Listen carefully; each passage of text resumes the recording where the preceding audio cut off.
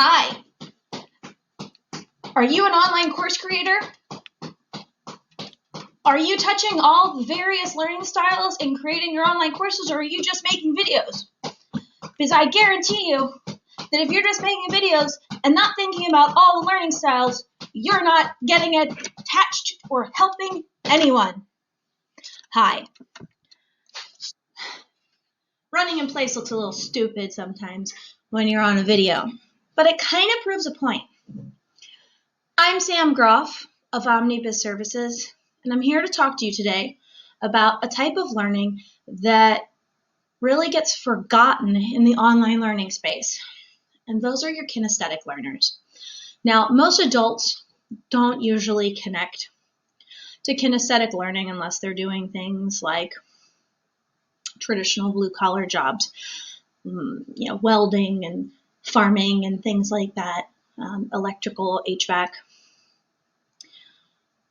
But kinesthetic learning is a fundamental way that human beings learn. We learn by doing. We learn by touching. We learn by practicing with our hands and getting in there. That's why children really learn by getting in and doing things. They have to pick themselves up and fall down over and over again as they learn to walk. How does this impact online courses? Well, the reality is that most online course creators are not tapping into all of the sensory learning modalities. Now, it doesn't matter who you are, but what it matters is that sensory and learning styles are a way that we can all talk across industries. We all understand working with our hands. We all understand hearing. We all understand seeing. These are really easy ways to bridge a gap of communication. So when we use these terms, we're not pigeonholing people. We're not saying you only learn this way. What we're doing is we're opening up a conversation to have better learning occur. So put that into perspective of your online course. You're providing your clients with videos. Some of you may be providing them with some really good PDFs, but they may be already filled out. Some of you may be just providing them blank paper with your brand name on it so that they can take notes on. An option. But are you really tapping into their style of learning when you're just providing those resources? Not really. What you're doing is you're providing a resource. That's it. You're not helping connect to that person's learning style. So one of the ways to do that very easily is to look at your global course material. What are you teaching someone? Okay? If you're teaching them how to build a website and you're showing them how to build a website, you need to be able to say, okay, now pause your video and practice the last 3 steps. Rewind if need be. Come back when you've gotten to this step.